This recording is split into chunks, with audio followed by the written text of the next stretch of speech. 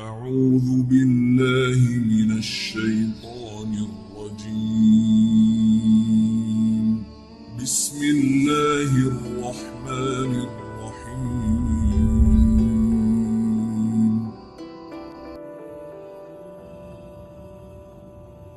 رمضان المبارک کی آمد ہے۔ شعبان کا مہینہ ہماری زندگیوں سے جا چکا ہے اور عنقریب رمضان المبارک کی آمد ہے۔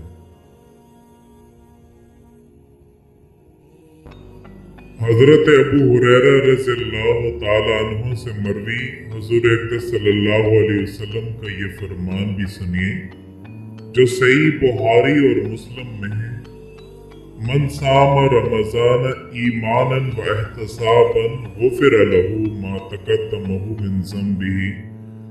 جو محاسبہ نفس کے ساتھ اور ایمان کے ساتھ روزے رکھتا ہے، اللہ تعالیٰ اس کے پچھلے سارے گناہ معاف فرما دیتے ہیں۔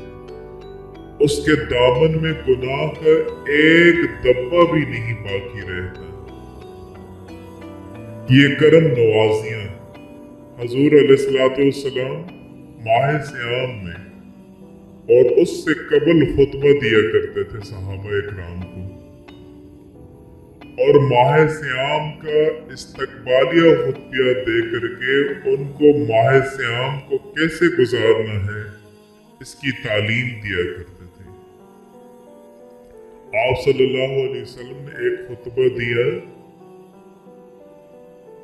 اے لوگوں، تمہارے اوپر ایک مہینہ جلد آنے والا ہے جو بہت بڑا مہینہ ہے، بڑا عظیم مہینہ ہے، جو مبارک مہینہ ہے۔ وہ ایسا مہینہ ہے کہ جس کے دامن میں ایک رات ایسی ہے جو 1000 مہینوں سے بہتر ہے۔ جعل اللہ صیامہ فریضہ، اللہ نے اس مہینے کے روزے کو فرض بنایا۔ وقیام لیلۃ تطوع، اور اس کی رات کے قیام کو نفل بنایا۔ من تقرب فیہ بحصلۃ من خیر کان من عدۃ فریضہ ما سواہ، اور جس نے کوئی مہینے میں بلائی کی تو وہ ایسے ہے کہ جس طرح اس نے فریضہ ادا کیا۔ اگر کسی نے نفل ادا کیا تو وہ ایسے ہے جس نے اس نے فرض ادا کیا۔ وَمَنْ أَتَّ فَرِيدَةً فِيهِ كَانَ كَمَنْ أَتَّ فَرِيدَةً فِيمَا سَوَاهُ، اور جس نے اس مہینے میں ایک فرض ادا کیا، اللہ تعالیٰ اس کو 70 فرضوں کا ثواب عطا کر دیتے ہیں۔ وہ ایسا ہے جیسے اس نے 70 فرائض ادا کیے۔ وَهُوَ شَهْرُ الصَّفْرِ، وہ صبر کا مہینہ ہے۔ وَصَبْرُ ثوابہ الجنہ، اور صبر کا ثواب جنت ہے۔ وشہر مواسات، ایک دوسرے سے پیار کرنے کا مہینہ ہے، ہمدردی کرنے کا مہینہ ہے، دکھ بانٹنے کا مہینہ ہے، لوگوں سے محبت کرنے کا مہینہ ہے۔ وشہر یزاد فیہ رزق المومن، کہ وہ بابرکت مہینہ ہے جس میں مومن کا رزق بڑھا دیا جاتا ہے۔ اب اس مہینے کی آمد سے پہلے ہی اللہ کے نبی صلی اللہ علیہ وسلم صحابہ اکرام کے ساتھ رمضان المبارک کے فضائل بیان کر رہے ہیں، اور ہم مسلمانوں کو آج کے اگر اس دور میں آپ سے یہ کہہ رہا ہوں کہ جو لوگ روزی کی وجہ سے پریشان رہتے ہیں، ہر وقت اداس رہتے ہیں، روزی کے لیے مارے پھرتے ہیں، میری ان اپنی بھائیوں سے، ان اپنی بہنوں سے ہاتھ جوڑ کر کے میں یہ گزارش کرتا ہوں کہ رمضان المبارک کے مہینے میں آپ جتنا زیادہ ہو سکے اللہ سے مانگیں، اور اس رمضان المبارک کے چاند پر آپ جیسے ہی آپ کی نظر پڑے، یہ وظیفہ میں آپ کو بتانا چاہتا ہوں، جیسے ہی آپ کی چاند المبارک رمضان المبارک کے چاند پر آپ کی نظر پڑے تو سب سے پہلے دعا کے لیے ہاتھ اٹھائیں۔ और सच्चे दिल से अल्लाह से गुनाहों की माफी के तलबगार हों। फिर 3 बार दुरूद इब्राहिमी पढ़ें, अव्वल आखिर 4 बार सूरह इखलास पढ़ें और फिर अल्लाह से अपने हालात की बेहतरी की दुआ मांगें। थोड़ा सा गिरगिरा करके निहायत आजिज़ी के साथ, आंसुओं के साथ, अगर दिल सख्त है आंसू नहीं बहते तो रोने वाला लहजा ही बना करके दुआ मांगे। मेरे अल्लाह को ये अपने बंदे की ये अदा इतनी पसंद आती है कि अल्लाह पाक हर किस्म की रिज़्क़ की तंगी को दूर कर देते हैं, हर किस्म की उसके ऊपर सख्ती को दूर कर देते हैं। रिज़्क़ में तंगी की बहुत ज्यादा इक़साम है और हर किस्म दूसरी से ज्यादा तकलीफ दे है।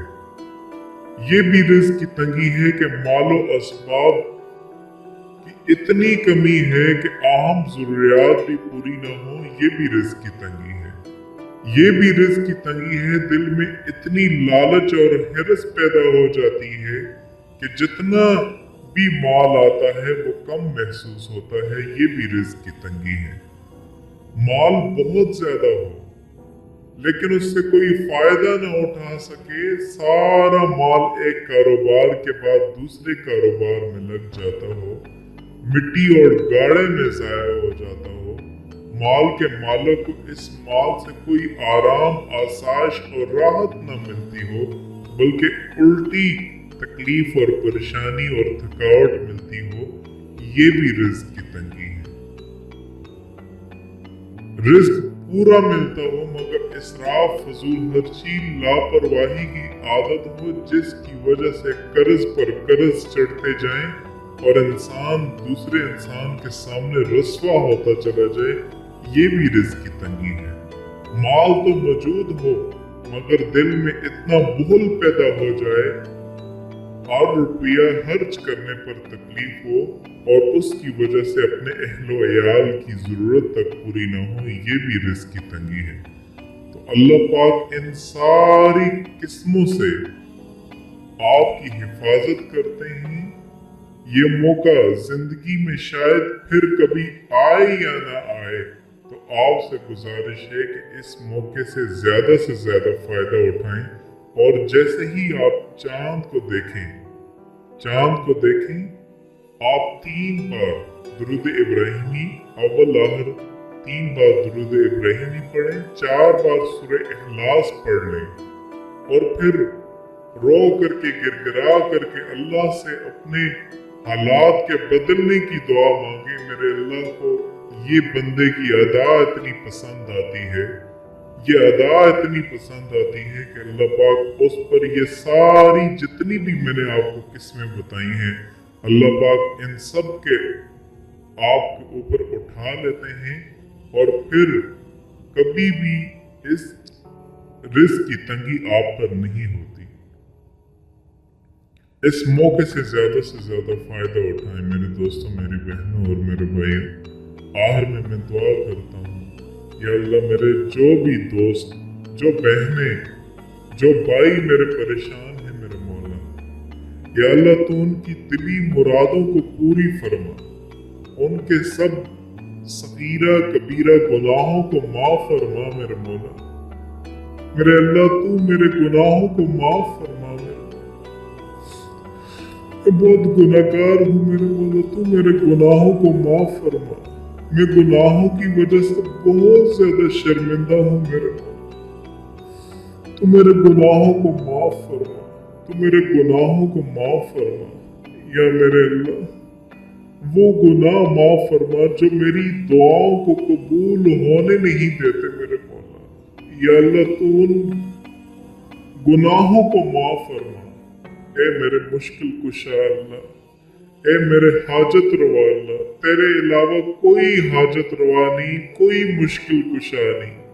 ए मेरे अल्लाह तू मेरे अगले पिछले सब गुनाहों को माफ फरमा और मेरे भाई जिन की जो जायज हाजात है, या अल्लाह तू उनकी जायज हाजात को पूरा फरमा।